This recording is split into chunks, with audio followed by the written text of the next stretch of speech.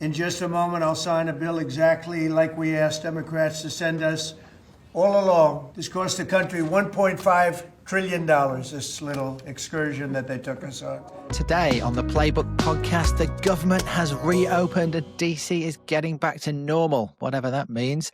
The House will vote next week on releasing the Epstein files after yesterday's bombshells. What does MAGA think of all that? And a big day in court. How many times have we said that this year? James Comey, Letitia James, trying to get the prosecutor who's going after them thrown out of her job. Hello, I'm Jack Blanchard. I'm Dasha Burns. It is Thursday, November 13th. And this is the Playbook Podcast. Dasha, they did it. It's open. Is it over? Is It's it over? Can we all stop over. talking about it? It's all over until January the 30th when we can talk about it all over again. I keep hearing people tell me that it's going to happen again, and I just want to tear my hair out. I think we can save that for a different podcast. Okay, perfect. I don't think the last thing people waking up this morning want to hear is us discussing like, oh my goodness, what's this just going to be for a few months? No, the government is open. People It's are open. going back to work just after 10 o'clock last night. You've probably seen the clip already. Donald Trump in the Oval Office signing a funding bill that has reopened the government after the longest shutdown in history. Dasha, we can talk about that in a minute. The immediate implication, though, politically, is that we're going to get a vote on the Epstein files next week in the House. And of And the course, drama has already started. Yeah. hasn't it started? I mean, Yeah. this just erupted yesterday morning. No Mhm. one saw it coming when suddenly these emails were released and then more emails released. And it really completely took over the news cycle. How concerned and upset and annoyed do you think they were in the White House yesterday about the way this just suddenly erupted? I mean, look, the way that they're playing this is the exact way that they were really criticized for last time around by MAGA, which is playing it down. The president posted on Truth Social saying, look at this convenient timing. The Democrats put this out selectively right when the government's about to reopen. They're trying to distract from the fact that the shutdown is bad for them, which, like he said, it was actually bad for Republicans not so long ago. So that is the line that the administration is going with it right now. Interestingly, we're not seeing the same sort of eruption out of MAGA that we saw the last time around. That's of course for now, but the dynamic here is fascinating to me, just because it does feel like the tone around it has shifted now that the president's name has appeared in some emails. Yeah, so to be clear, the Democrats on the Oversight Committee released a few emails they'd found with Donald Trump being mentioned in them.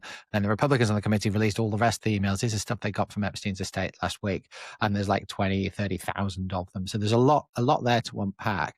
My sort of big picture reading of it is that Donald Trump is mentioned in these emails quite a few times, which is very uncomfortable for him given the context. There is nothing that implicates him directly in having done something specifically wrong. And there never has been in this case that anybody has seen publicly or is aware of publicly. And that's really important to say. But what we did see yesterday was testimony from Epstein himself suggesting that Trump had at least known what was going on. And although obviously Epstein is a massively discredited source for a million reasons, that's not great for a serving president. And it sort of puts him a little bit closer to this story than he was a week ago. And that's just not a good thing, whatever you think. That's absolutely right. And you can imagine how infuriated he is given all the other stuff that he has going on, the things that he's trying to accomplish, and the other sort of controversies that he's dealing with, whether it's Venezuela or the affordability conversation, which we can talk about.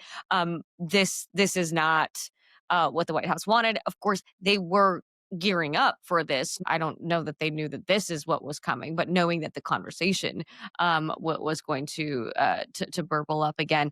They have a couple of things that they can take advantage of here, which is that Michael Wolff is also not exactly seen as the most serious or credible person either. So you've got Epstein and Wolff sort of corresponding, and they can certainly point to the fact that, you know, there are plenty of questionable things that the both of those individuals have said out in the media.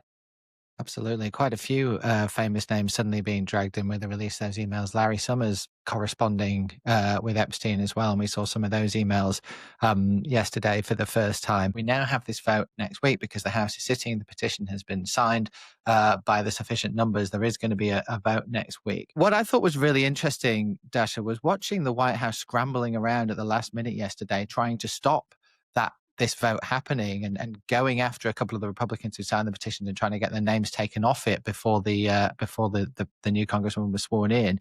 Like, what's that all about? Like, if you really don't think there's anything in there and you don't care, like, it's kind of strange to see the president calling these people up, holding them into the White House. That makes it look like you've got something to hide, even if you haven't. Yeah, and in his True Social posts, he really went after any Republican that is taking part of this or like stupid and bad. It's not the cleanest way of addressing this, but that's also not how this president tends to go about this. Yeah, I still have a lot of questions.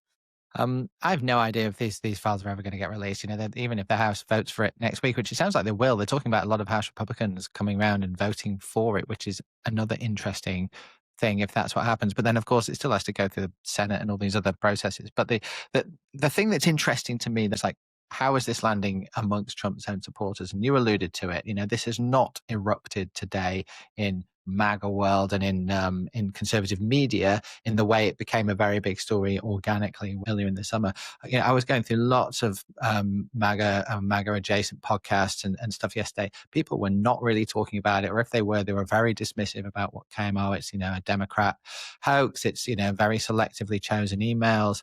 I was watching a lot of Fox News. They mention it in passing. Oh, you know, this is another thing the Democrats want to talk about because they don't want to talk about the shutdown. This is not kicking off in MAGA world at all at the moment. And it feels like it's going to need something really, really, really big to be revealed for that to So happen. there are a couple of things here. The first time that this erupted, MAGA world felt like the mainstream media was not taking it seriously enough, was not talking about this enough, was not pushing for the transparency from the government. So they felt like they were the sort of rebel groups telling the government to release this information that's being kept from them.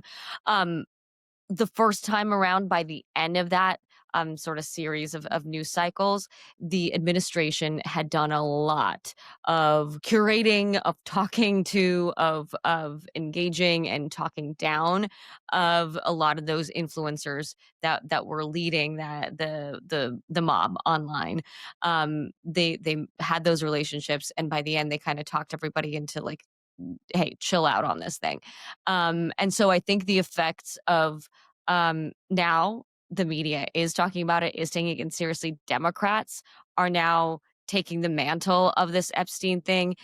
That both of those things really turn MAGA off and make them much more susceptible to this argument that, yeah, this is now a Democratic and mainstream media hoax. Now, will that remain the case given just how entrenched in the MAGA movement and in this sort of online space the story is? I don't know if it'll last, but I think that's what we're seeing. Is it's not like the cool rebellious thing to talk about anymore because now the mainstream has it.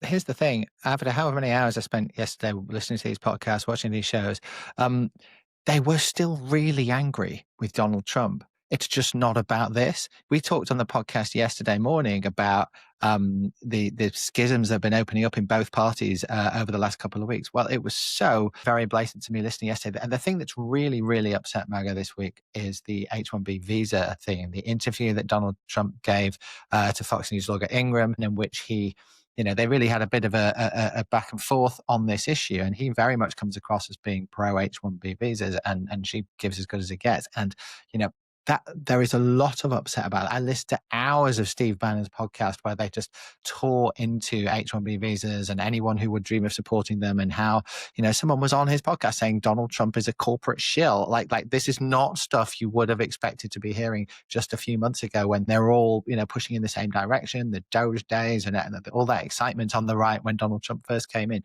It doesn't feel like that now. There's a lot of disenchantment nothing to do with Epstein, but the anger is palpable and the disenchantment is palpable. And I don't think that issue is going away. And so it's really interesting to me to see, it's almost like watching two completely different worlds shouting at Donald Trump at the same time about but for different issues. things. Yeah, no, Right. exactly. Someone I was talking to recently said, if someone had told me like the amount of foreign policy that and foreign intervention that the U.S. would be involved in under a Trump administration just a few years ago, I would not have believed it. So, it's fascinating to see what the base has latched onto and what they decided to let go in this moment.